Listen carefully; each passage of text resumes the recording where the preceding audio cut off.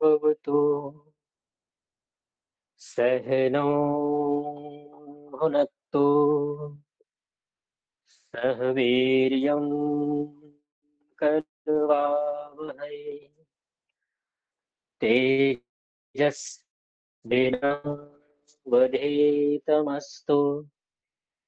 मा विद्विषावहै।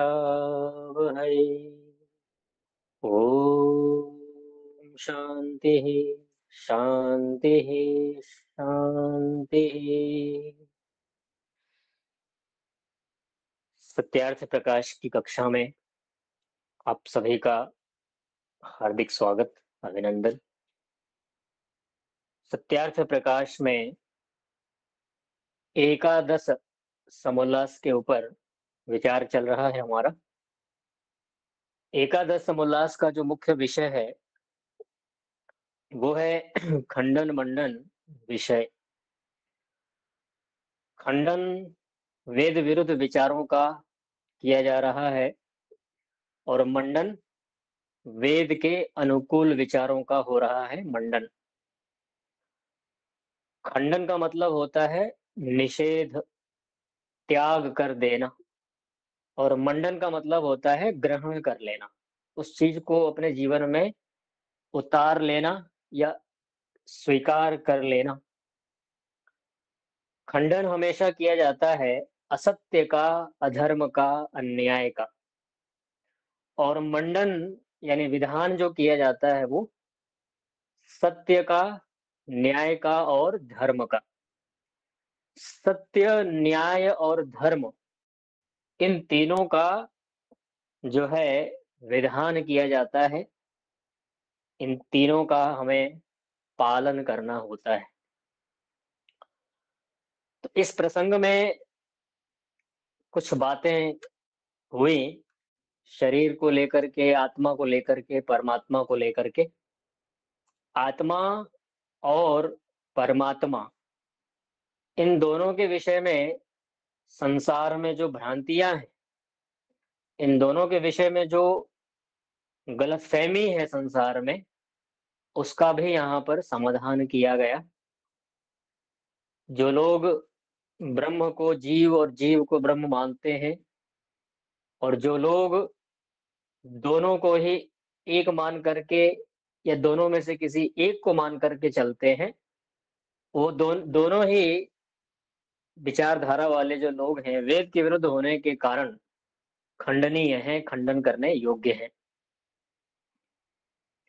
और जो हमने विचार किया था कि अनेक ऐसे ग्रंथों की रचना कर दी गई बड़े बड़े ऋषि मुनियों के नाम पर, उनको उनके नाम पर बना करके अपनी गलत बातों को प्रचारित किया गया और बदनाम किया गया ऋषियों को कि ऋषियों ने ये बात लिखी है।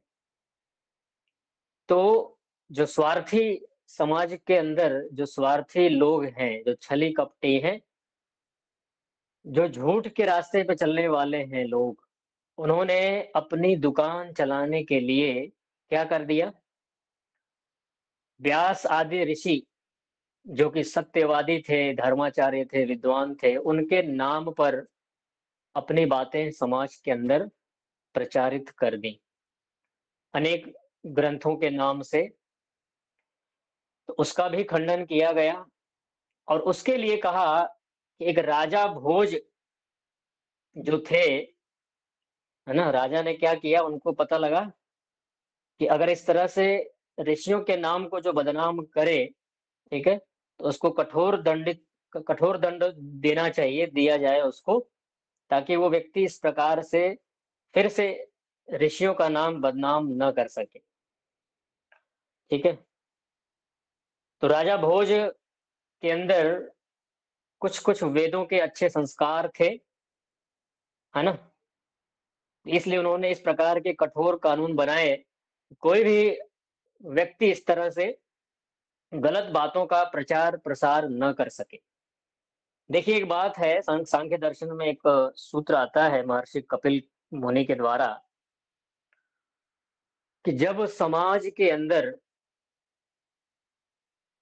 वैदिक विद्वानों का, ठीक है, वैदिक धर्माचार्यों का सत्य उपदेष्टा गुरुओं का अभाव हो जाता है, तो समाज के अंदर क्या होता है? समाज के अंदर अंधविश्वास, पाखंड, ढोंग, इस तरह की परंपराएं शुरू हो जाती हैं। ठीक है ना? इतर अथा अंध परंपरा, ऐसे सूत्र बनाए हैं कि जब कोई वास्तविक उपदेशक नहीं होता है, ठीक है, सच बोलने वाला, सच कहने वाला, ठीक है, धार्मिक, विद्वान, तपस्वी, इस तरह के जब उपदेशक नहीं होते हैं, आचार्य नहीं होते हैं समाज के अंदर, तो समाज की कैसी दुर्दशा होती है, उसके बारे में कहा कि अंध परंपरा शुरू हो जाती है। और ये अंध परंपरा आप लोग अनुभव करते हैं ना, कितनी अंध परंपरा है, कितना ढोंग, कितना पाखंड चलता है, न जाने किस किस रूप में। अब जो भोले भाले लोग हैं, जो सच को जानते नहीं है ना, रहस्य को समझते नहीं है, वो इन चीजों में इतने बुरी तरह से उलझ जाते हैं कि अपना अपना समय, अपनी शक्ति, सब कुछ, पैसा आदि सब कुछ बर्बाद करते हैं। ठीक है? क्यों होता है ऐसा? क्योंकि उनको सत्य का पता नहीं होता है और कोई बताने वाला भी नहीं होता। ठीक है? तो इस तरह से क्या होता है कि जो राजा है, वो ऐसे लोगों का संरक्षण करता था। हाँ, अभी तो नहीं कह सकते ज्यादा। ऐसे विद्वानों का, ऐसे धर्माचार्यों का, ऐसे आचार्यों का संरक्षण, उनकी वृद्धि करता था हर प्रकार से, ताकि ये विद्वान लोग हर प्रकार से बढ़ें, इनकी संख्या अधिक होनी चाहिए। तभी जाकर के धर्म की, अपनी धर्म, अपनी संस्कृति की सुरक्षा हो सकती है। एक प्रश्न हो सकता है हम सबके बीच में कि वास्तव में अपने धर्म, अपनी संस्कृति की सुरक्षा कौन कर सकता है? एक पढ़ा लिखा समझदार व्यक्ति कर सकता है या अनपढ़ व्यक्ति कर सकता है, जिसको धर्म के बारे में पता ही नहीं है? धर्म शास्त्रों को जिसने पढ़ा ही नहीं है, वो कैसे सुरक्षा करेगा? वो तो स्वयं ही उलझा रहेगा ना। जो स्वयं ही उलझा हुआ है, जिसके अंदर कई प्रकार के भ्रम हैं, शंकाएं हैं, वो क्या रक्षा करेगा? धर्म की सुरक्षा है, संस्कृति की रक्षा है, अपनी सभ्यता की रक्षा है, हर चीज, सत्य की रक्षा है, वो कौन करेगा? जो उस चीज को जानता है, उस तरह से जो जी रहा है, वही कर सकता है। तो ऐसे लोगों को जब सुरक्षित नहीं किया जाएगा, ऐसे लोगों की वृद्धि नहीं की जाएगी, तो कैसे होगा? क्योंकि कोई भी काम अकेले नहीं होता, बहुत सारे लोगों की जरूरत होती है। ठीक है? तो इस तरह से यहाँ पर राजा जो थे, उन्होंने इन लोगों के ऊपर कड़े प्रतिबंध लगाए कि ताकि ये लोग गलत चीजों का प्रचार प्रसार न कर सके। ठीक है? ताकि समाज में भ्रांतियां ना फैले, लोग मिसगाइड ना हो। अब भोज जी के बारे में लिखते हैं आगे कि घट्यैकया क्रोशदशैकमश्वः सुकृत्रिमो गच्छति चारुगत्या वायुं ददाति व्यजनं सुपुष्कलं विना मनुष्येण चलत्यजस्रम्। देखिए, जब अच्छा राजा होता है तो देश कैसे उन्नति करता है, इस चीज को तो आप देख सकते हैं, अनुभव कर सकते हैं प्रत्यक्ष में भी। ठीक है? राजा जब ईमानदार हो, देशभक्त हो, प्रजा के हित में वास्तव में काम करने वाला होता है, तो देश कैसे आगे निकलता है। ठीक है? देश की हर प्रकार से कैसे उन्नति होती है, उसी चीज को यहाँ पर कहना चाह रहे हैं। देखिए, राजा भोज के राज्य में और उनके पास ऐसे शिल्पी लोग थे। शिल्पी का मतलब समझते हैं ना, जैसे आजकल इंजीनियर होते हैं, मतलब तरह तरह की टेक्नोलॉजी को विकसित करने वाले जो बुद्धिमान लोग होते हैं, उनको शिल्पी कहा जाता है। ऐसे शिल्पी लोग थे कि जिन्होंने घोड़े के आकार का एक यान, कला यंत्र युक्त बनाया था कि जो कच्ची घड़ी में 11 कोस और 1 घंटे में 27.5 कोस जाता था। 27.5 कोस जाता था वो 1 घंटे में। ठीक है? वह भूमि और अंतरिक्ष में भी चलता था। सोचिए, भूमि पे भी दौड़ रहा है वो और अंतरिक्ष में भी चलता था वो, राजा भोज के समय। ऐसे शिल्पी लोगों ने एक यान बनाया था, जो भूमि पे भी चल रहा है और आकाश में भी उड़ रहा है। और दूसरा पंखा ऐसा बनाया था कि बिना मनुष्य के चलाए कला यंत्र के बल से नित्य चला करता था। पंखा मतलब जैसे हेलीकॉप्टर होता है ना, तो आकाश में उड़ता है तो उसके पंखे चलते हैं। तो ऐसे ही उसने कुछ यान बनाए कि जो पंखा चलता था बिना किसी के चलाए, और पुष्कल वायु देता था। पुष्कल वायु का मतलब शुद्ध वायु को उत्पन्न करता था, ऐसा भी था वो। जो ये दोनों पदार्थ आज तक बने रहते तो यूरोपियन इतने अभिमान में नहीं चढ़ जाते। यूरोपीय यानी ये जो यूरोपीय लोग हैं ना, ये भारत देश की जो अवनति हो गई, तो ये लोग थोड़ा सा विकसित हो गए तो अभिमान करने लगे कि हम सबसे अधिक विकसित हैं। देखो भारत हमारे ऊपर निर्भर है। ठीक है। अब तो भारत सबको खुद एक्सपोर्ट कर रहा है हर चीज। अब तो मशीनें बन रही हैं, हथियार खुद भारत देश में बन रहा है। सब कुछ अब धीरे धीरे भारत विकास की यात्रा तय कर रहा है। लेकिन ये उस समय की बात है, ऋषि दयानंद जी के समय, कि भाई ये जो विदेशी लोग थे एक अभिमान में जी रहे थे और आज तक भी जी रहे थे। ठीक है। आज से कुछ 10-15 वर्ष पहले तक ये लोग अभिमान में जी रहे थे, लेकिन अब भारत देश जितनी तीव्र गति से आगे बढ़ रहा है। ठीक है। ये क्यों बढ़ रहा है? क्योंकि राजा उस तरह का है। ठीक है। तो यूरोपियन इतने अभिमान में नहीं चढ़ जाते। अगर वास्तव में इस तरह की यंत्र, इस तरह की चीजें आज होती, अब तो खैर हो रहा है धीरे धीरे, पर ये चीजें हमसे छूट गई लंबे काल लंबे काल के लिए। जब पोप जी अपने चेलों को जैनियों से रोकने लगे तो भी मंदिरों में जाने से न रोक सके। पोप यानी सनातन परंपरा के जो पौराणिक, जो मतलब कह सकते हैं जो अनपढ़ लोग थे, स्वार्थी लोग थे, उन्होंने अपने चेलों को जैनियों जैनियों के संपर्क में जाने से तो रोक सके, लेकिन उनके मंदिरों में जाने से नहीं रोक सके। मंदिर हो जाते थे और जैनियों की कथा में भी लोग जाने लगे। जैनियों के पोप इन पुरानी पोपों के चेलों को बहकाने लगे। जैनियों के पोप मतलब, जैनियों के पोप का मतलब जैनियों के जो उनके पंडित लोग थे, जो वो लोग इन पुराण को मानने वाले पोपों के जो चेले थे उनको बहकाने लगे। ठीक है, तुम हमारे जैन धर्म में आ जाओ। ठीक है, हमारे अंदर यहाँ इस प्रकार की विशेषताएं हैं। तब पुरानी पोपों ने विचारा कि इसका कोई उपाय करना चाहिए। देखिए कैसे हमारे धर्म में यानी कि इस सनातन परंपरा में कैसे मूर्ति पूजा का आरंभ हुआ, वो चीज यहाँ बता रहे हैं, ध्यान से देखिएगा। ये चीज पहले नहीं थी, मूर्ति पूजा नहीं थी पहले। शुरुआत कैसे हुई वो बता रहे हैं।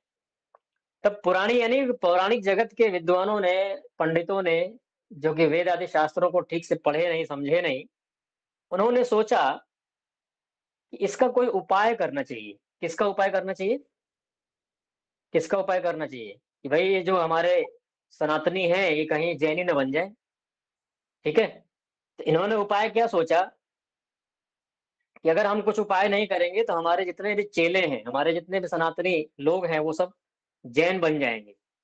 तो पश्चात इन पोपों ने यही सम्मति की कि जैनियों के सदृश, जैनियों के समान अपने भी अवतार, मंदिर, मूर्ति और कथा के पुस्तक बनाई जाए। देखिए कैसे शुरुआत हुआ।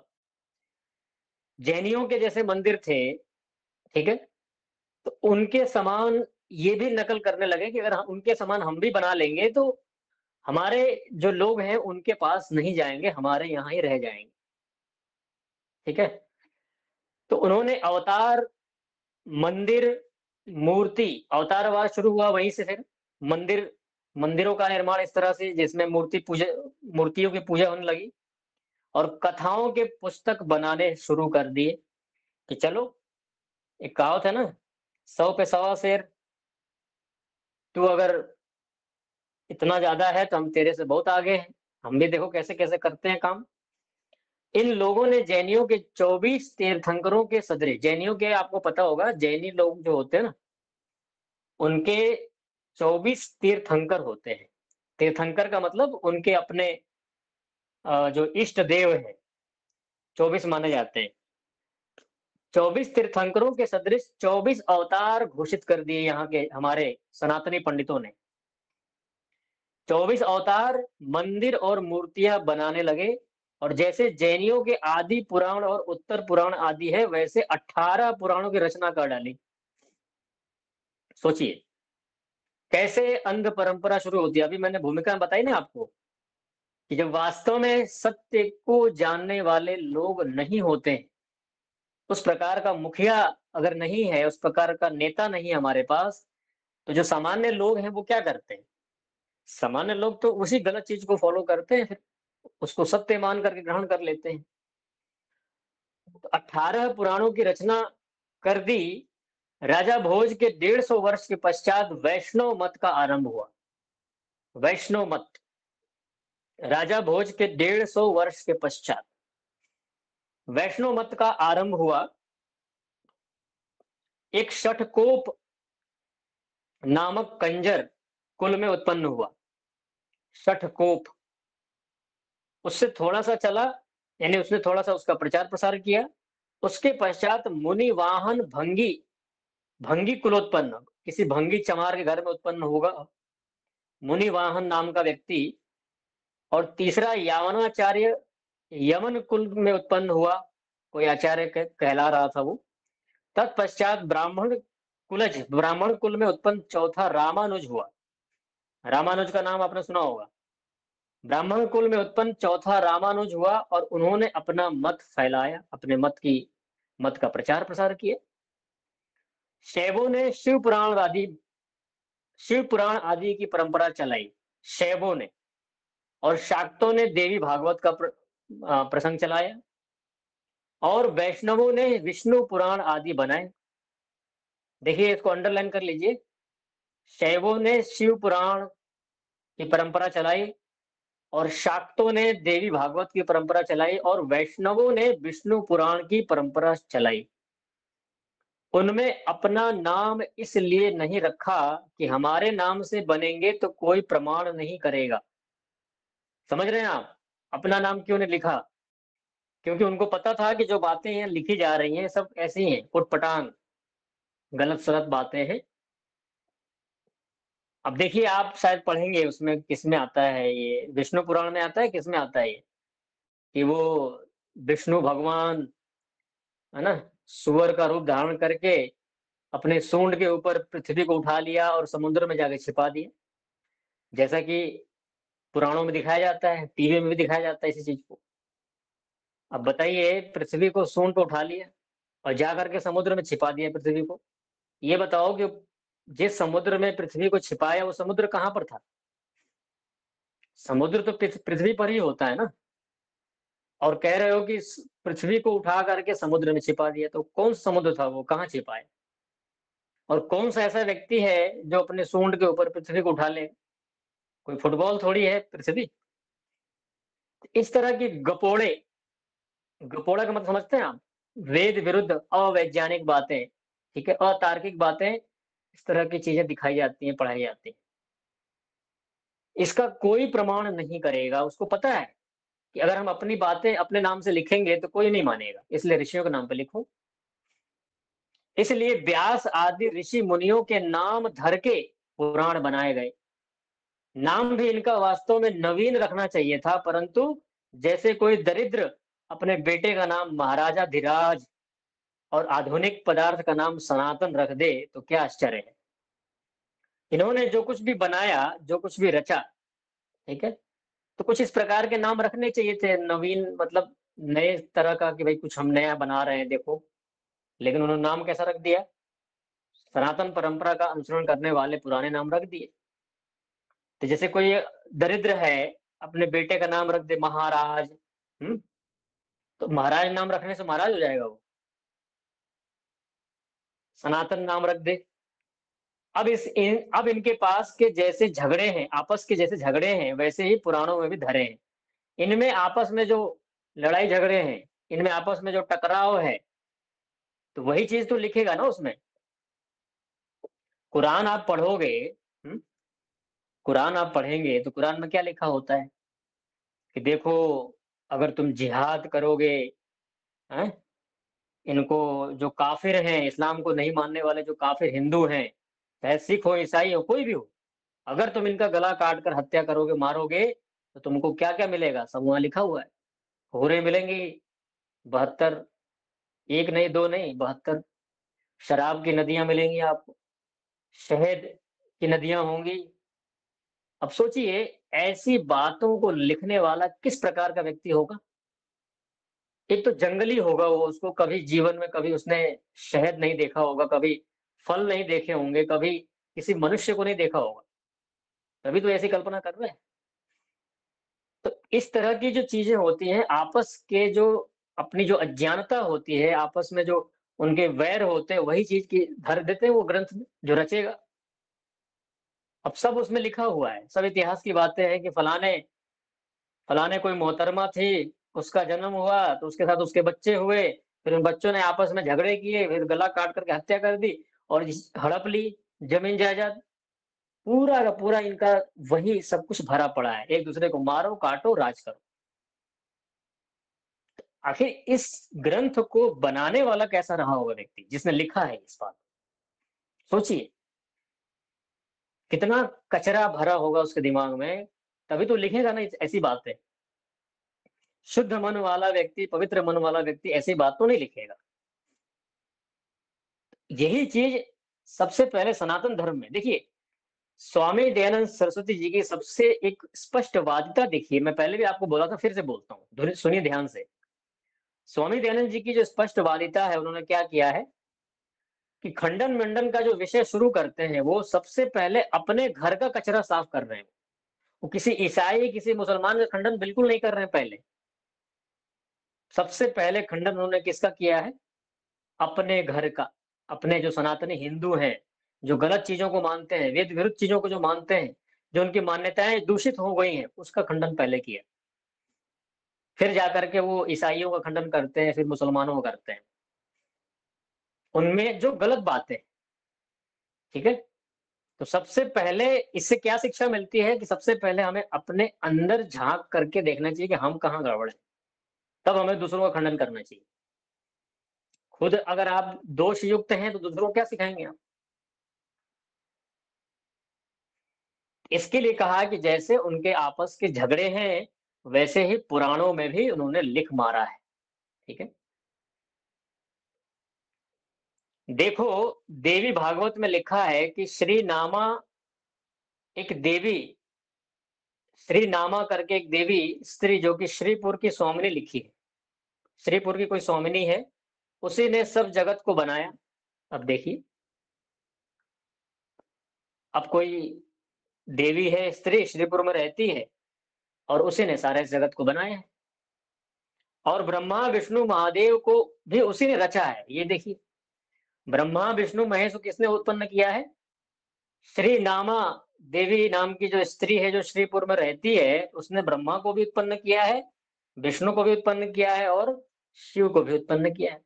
पहले तो ब्रह्मा, विष्णु जो शिव के बारे में जो धारणा, यही गलत है, लेकिन फिर भी उनके हिसाब से देखें तो उसके हिसाब से ये है कि उस स्त्री ने उन तीनों को बनाया। और सुनिए, जब उस देवी की इच्छा हुई, तब उसने अपना हाथ घिस दिया, हाथ को घिसा, उसपे हाथ में छाला पड़ गया और उसमें से ब्रह्मा की उत्पत्ति हो गई। अब बताओ, हाथ घिस करके छाला पड़ जाता है और ब्रह्मा उत्पन्न हो जाते हैं। क्या समझ में आ रहा है आपको?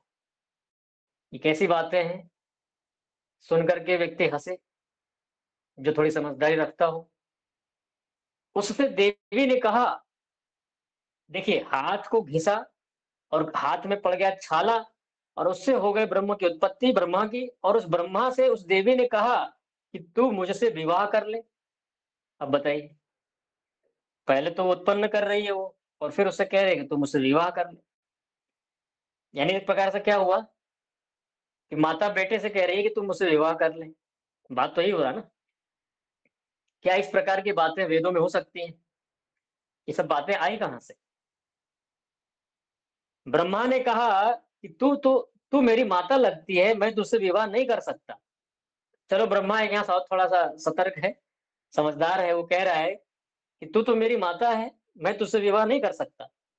तो यह सुन करके माता को क्रोध आ गया और उस लड़के को भस्म कर दिया उस ब्रह्मा को। अब देखिए, उस उस स्त्री ने उस ब्रह्मा को इसीलिए उत्पन्न किया था कि वो मेरे से विवाह कर ले, और उसने विवाह करने से मना कर दिया तो उसको भस्म कर दिया। और फिर हाथ घिस के उसी प्रकार दूसरा लड़का उत्पन्न करके उसका नाम विष्णु रख दिया। अब मैं शादी तो करके रहूंगी, छोड़ूंगी नहीं। ब्रह्मा ने नहीं किया तो क्या हुआ, अब फिर किसी को दूसरे को उत्पन्न करती हूँ, उससे करूंगी विवाह। तो फिर से उसने हाथ घिसा और दूसरा लड़का उत्पन्न हुआ, उसका नाम रखा विष्णु। और उससे भी फिर इसी प्रकार कहा, उसने भी नहीं माना, विष्णु भी समझदार था, उसने भी कहा कि नहीं, तू मेरी माता है, मैं तेरे से विवाह नहीं करूंगा। तो फिर उसको भी भस्म कर दिया। अच्छा, तू भी मेरे से विवाह नहीं करता है, चल जा, मैं तुझे भस्म कर देती हूँ। पुनः उसी प्रकार तीसरे लड़के को उत्पन्न किया, उसका नाम रखा महादेव, और उससे कहा कि तू मुझसे विवाह कर। महादेव बोला कि मैं तुझसे विवाह नहीं कर सकता, तू दूसरी स्त्री का शरीर धारण कर। अब थोड़ा सा ये महादेव अलग प्रकार का एक प्रपंच चलाया इन्होंने कि मैं तुझसे विवाह नहीं कर सकता, तू दूसरी स्त्री का शरीर धारण कर ले, मैं तेरे से विवाह कर लूं। तो अब देवी को तो विवाह करना था हर हाल में, उसको कहाँ रुकना था। तो उसने वैसा ही किया, उसने दूसरा शरीर धारण कर लिया। तब महादेव बोला कि यह दो ठिकाने राख क्या पड़ी है। तो महादेव ने पूछा कि तुम ये बताओ कि दो अलग अलग जगहों पे राख का ढेर पड़ा है, ये कौन है, किसकी राख है ये। तो राख किसकी थी वो, पहले उसने ब्रह्मा को उत्पन्न किया, उसको जला के भस्म कर दिया, और फिर विष्णु को उत्पन्न किया, फिर उसको जला के भस्म कर दिया। उन दोनों की राख वहां पड़ी हुई थी। और इस राख को देख करके महादेव पूछते हैं उस स्त्री से कि दो अलग अलग राख जो पड़े हैं वो किसके हैं। देवी ने कहा कि ये दोनों तेरे भाई हैं, ये दोनों तेरे भाई हैं जो जल के राख होकर के ढेर पड़े हुए हैं, राख के ढेर में। इन्होंने मेरी आज्ञा नहीं मानी, इसलिए मैंने इसको भस्म कर दिया। महादेव ने कहा कि मैं अकेला क्या करूंगा, जब मेरे दोनों भाई राख का ढेर बन गए तो मैं अकेला करूंगा क्या। इनको इनको जिला दे, यानी इनको जिंदा कर दे, और दो स्त्रियां और उत्पन्न कर। देखिए कैसे कैसे बातें हैं यहाँ। एक तो पहले कहा कि जिनको तुमने भस्म कर दिया है इनको तुम जिंदा कर दो, नंबर एक। दूसरी बात ये कही कि दो स्त्रियों को तुम और उत्पन्न करो, तीनों का विवाह तीनों का विवाह तीनों से होगा। तू मेरे से कर लेना, और दो स्त्रियां जो उत्पन्न होंगी उन दोनों से मेरे दोनों भाई कर लेंगे, ब्रह्मा और विष्णु। ऐसा ही देवी ने किया। अब लो, पहले देवी ने उत्पन्न करके जला के भस्म कर दिया, और फिर महादेव कहने फिर से जिंदा कर दिया, फिर दो स्त्रियों को और उत्पन्न कर दिया। फिर तीनों का तीनों के साथ विवाह हो गया। वाह रे माता, अब स्वामी जी कह रहे हैं, वाह रे माता से विवाह न किया और बहन से कर लिया।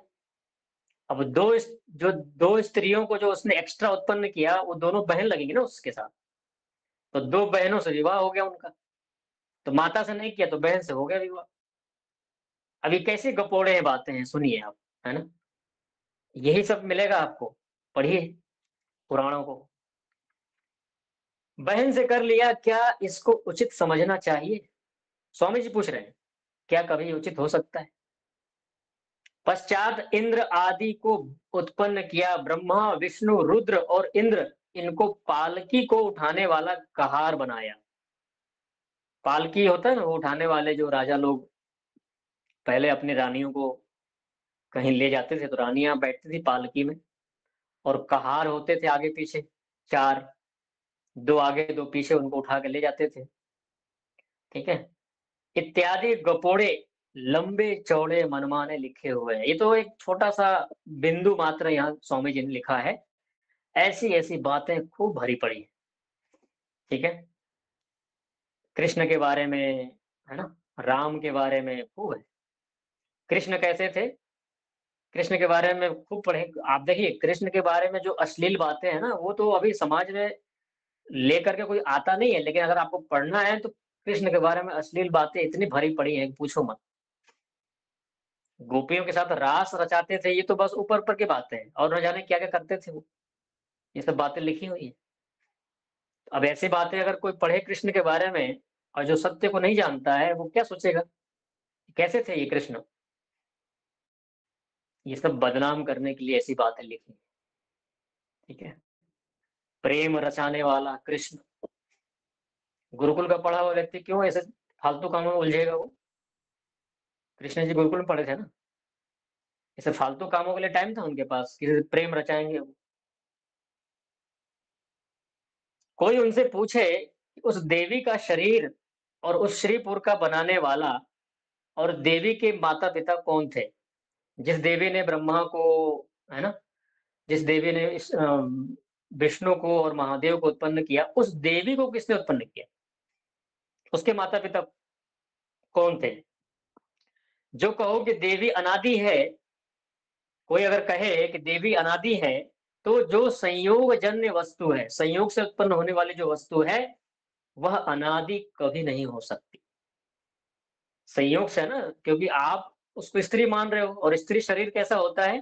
प्रकृति से बना होता है, चाहे पुरुष का हो, चाहे स्त्री का हो। तो प्रकृति से बनी हुई जो चीज़ होती है, क्या बिना संयोग के बन सकती है? आपस में परमाणुओं के संयोग के बिना शरीर का निर्माण हो सकता है क्या? नहीं हो सकता। तो कैसे उसको मान लिया कि वो अनादि है? अनादि की परिभाषा क्या है? अनादि की परिभाषा क्या है? जो जिसका कभी आरंभ ही नहीं हुआ और जिसका कभी अंत नहीं होगा। तो वो देवी कब उत्पन्न तो हुई होगी, शरीर, क्योंकि शरीर उत्पन्न होता है। जो माता पुत्र के विवाह करने में डरे, तो भाई-बहन के विवाह में कौन-सी अच्छी बात निकलती है? पुत्र का विवाह नहीं कर रही है और भाई-बहन का आपस विवाह करा रही है। जैसे इस देवी भागवत में, हाँ, ये बातें कहाँ लिखी हैं? देवी भागवत में। जैसे इस अब देवी भागवत के बारे में लोगों को कितनी श्रद्धा है। देवी भागवत का नाम सुन कर के लोग माथा टेकते हैं, लेकिन उस देवी भागवत में लिखा क्या है? पढ़ के देखो। इस देवी भागवत में महादेव, विष्णु और ब्रह्मा आदि की क्षुद्रता और देवी की बड़ाई लिखी गई है। देवी भागवत है ना, तो देवी की बड़ाई तो होगी। इसी प्रकार शिव पुराण में देवी आदि की बहुत क्षुद्रता लिखी है। अब देखिए, देवी भागवत बनाने वालों ने देवी की तो बड़ाई कर दी, प्रशंसा कर दी, और शिव पुराण वालों ने क्या कर दिया? उस देवी की निंदा कर दी और शिव की बड़ाई कर दी। इससे आपने क्या समझा? कि ये स्वार्थी प्रवृत्ति के लोग थे जिन्होंने इस ग्रंथ को बनाया, ठीक है? अपनी-अपनी चीज़ों को अच्छा बताना, दूसरों को खराब बताना, ठीक है? तो क्षुद्रता लिखी अर्थात ये सब महादेव के दास हैं और महादेव सबका ईश्वर है। जो रुद्राक्ष अर्थात एक वृक्ष के फल की गुठली और राख धारण करने से मुक्ति मानते हैं, तो राख में लौटने वाले जो गधे हैं, गधे आदि जो पशु और घुंघची आदि के धारण करने वाले भील, कंजर आदि मुक्ति को क्यों नहीं जाते? अगर कोई आपसे कहे या कोई किसी व्यक्ति से कहे, रुद्राक्ष की माला धारण करने से हुँ, व्यक्ति की मुक्ति हो जाती है, तो ऐसा होता तो हर कोई मुक्ति में जाना चाहेगा ना, सारे के सारे रुद्राक्ष की माला धारण कर लेंगे। फिर कोई कोर्ट नहीं होगा, कोई कचहरी नहीं होगा, कोई जेल नहीं होगा, सबको रुद्राक्ष की माला पहनाओ, सबकी मुक्ति हो जाएगी। क्या किसी के खिलाफ कोई कंप्लेंट बनेगा? आपके घर में चोरी हो गई और चोर करने वाला व्यक्ति जा करके रुद्राक्ष की माला पहन लेगा, तो आप माफ कर देंगे उसको। ये मान करके कि नहीं, इसने तो रुद्राक्ष की माला पहन ली है, अब इसको इसके खिलाफ कंप्लेंट नहीं बनता। माफ तो नहीं करेंगे। वो चाहे जाके गंगा स्नान क्यों ना कर ले। जिसके साथ उसने गलत किया है, वो तो हर हाल में चाहेगा ना इसको दंडित किया जाए। यही न्याय है। तो चाहे आप माला पहन लो, चाहे गंगा स्नान कर लो, दंड से नहीं बचेंगे आप। तो ये सभी अगर ऐसा होता ये सब कुछ चले जाते हैं मुक्ति में, और सूअर, कुत्ते, गधे आदि राख में लौटने वाले पशुओं की मुक्ति क्यों नहीं होती? इनकी भी तो मुक्ति होनी चाहिए ना, लेकिन ऐसा होता नहीं। ये सब क्या है? कपोल कल्पना है, क्षुद्र बुद्धि के द्वारा उत्पन्न किया हुआ एक गलत विचार है, जो सामान्य जनों को, भोले-भाले लोगों को जो भ्रमित करता है। एक ऐसे जाल में फँसा देता है, जिससे निकल पाना सामान्य व्यक्ति के लिए बहुत कठिन होता है। सोच भी नहीं सकता वो, और सारा जीवन चला जाता है उसके इसी जाल में, समाप्त हो जाता है वो। उसकी पूरे पीढ़ी चली जाती है उसकी, क्योंकि जो माता-पिता मानेंगे, बच्चे फिर उसी को फ़ॉलो करते हैं, कहीं न कहीं वो भी फँसे रहते हैं। अगर माता-पिता ठीक होते हैं, तो बच्चे भी अच्छे होते हैं फिर, ठीक है? इस तरह से चीज़ें हैं, और देखिए कितने सारे ग्रंथ हैं, गरुड़ पुराण, भागवत पुराण, देवी पुराण, शिव पुराण, पुराणों की तो लाइन लगी हुई है। लेकिन उस पुराणों में लिखा क्या है? वो तो खोल के वो पलटेंगे पन्ने तो पता लगेगा। लेकिन जैसे चावल पका है या नहीं, एक दाना देख करके व्यक्ति पता लगा लेता है, बस ऐसे ही है। कुछ बातें उन ग्रंथों की हमारे सामने बिंदु के रूप में आ गईं, उनको पढ़ करके हमें पता लग गया ना क्या होगा उसमें, क्या हो सकता है, ठीक है? तो इस तरह से हमें विचार करना चाहिए सत्य को, और सत्य का और असत्य दोनों का, और उस दोनों का विचार करके हमें क्या करना चाहिए? सत्य का ग्रहण कर लेना चाहिए और असत्य का त्याग कर देना चाहिए। कितने सारे मतांतर, कितने सारी परंपराएँ शुरू हो गई, आगे कितने न जाने कितनी होंगी। शरीरधारी व्यक्ति को ही भगवान मानकर चलता है व्यक्ति। कोई महागुरु बन जाता है, कोई किसी धर्म से, किसी पंथ से निकल आता है, ठीक है? और अपने आप को महागुरु कहता है वो। अपने आप को ही भगवान मान करके व्यवहार करता है वो, लोग मानते हैं उसको। इस तरह की जो परंपराएँ हैं, इसी का होता है खंडन, ठीक है? तो आगे और विचार करेंगे, इतना ही रखते हैं। ओम